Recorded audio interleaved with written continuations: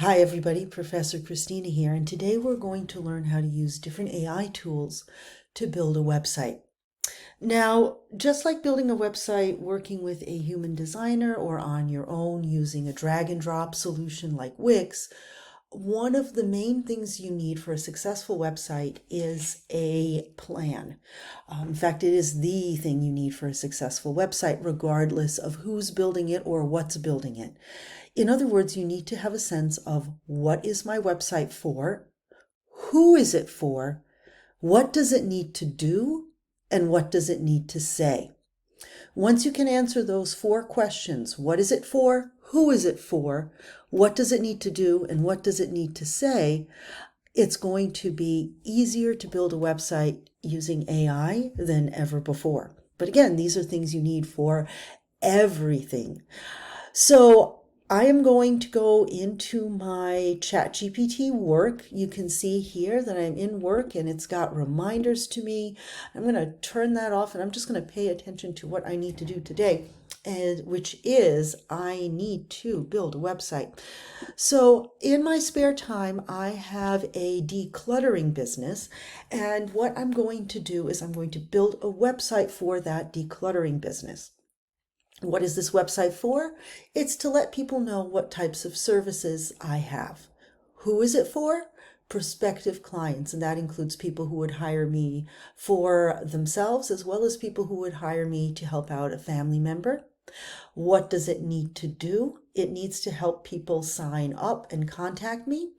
And what does it need to say? It needs to have reassuring language, explain my methodology, and encourage people to try out my services. So I'm going to put all of that into the prompt. Now, I don't have a particular aesthetic in mind, and I'm going to show you what it's going to come up with simply based on having worked with it in the past. But if you have a particular aesthetic or you just don't want it to make any mistakes, you can actually enter that into the prompt as well. We're going to try it both ways. So number one, I'm going to tell it what I need my website to do. Please make a website for my decluttering business. Now it knows my name, so I don't need to give it that information. I help people downsize or organize their space in a non-judgmental way.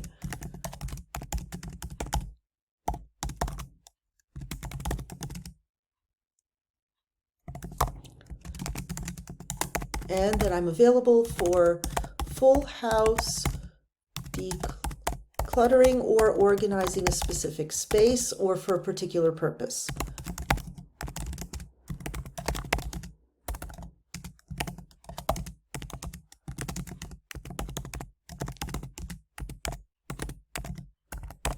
Okay.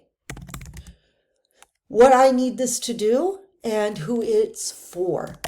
I need this site to promote my services,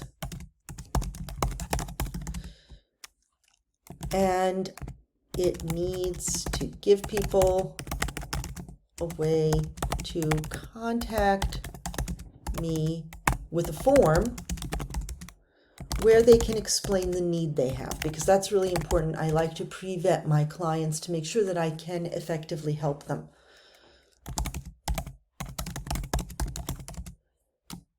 Then I'm going to tell who it's for, which I didn't do in the previous step. The audience is suburban folks, mostly women, 35 to 75 plus, hiring for themselves or a parent. The tone should emphasize that there is no shame in clutter.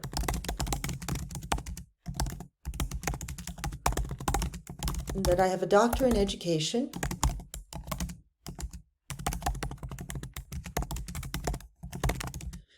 and specialize in helping people understand the root of their clutter and live a more organized life by educating them on decluttering as well as actually making the clutter go away.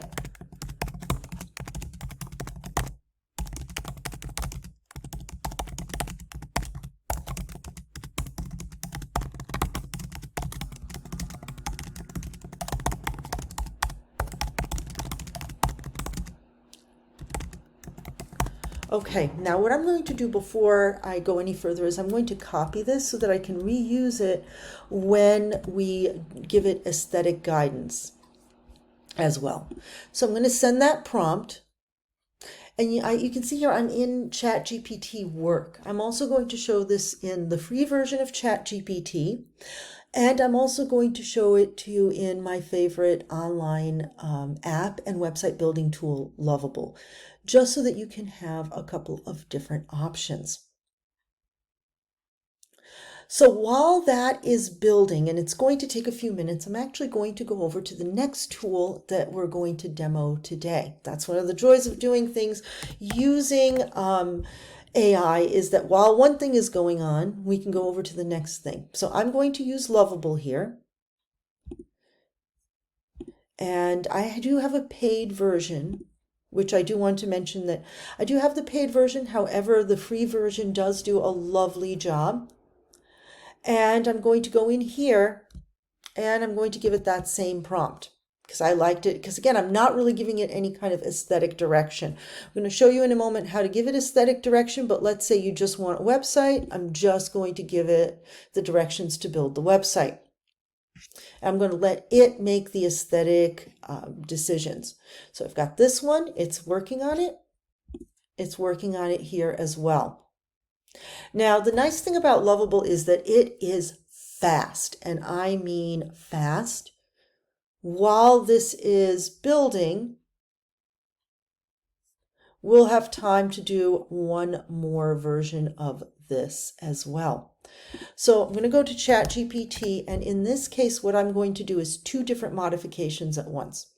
One is I'm going to go into my personal account so that you can see what it looks like if you do not have ChatGPT Work. And I am going to just give it the same instructions.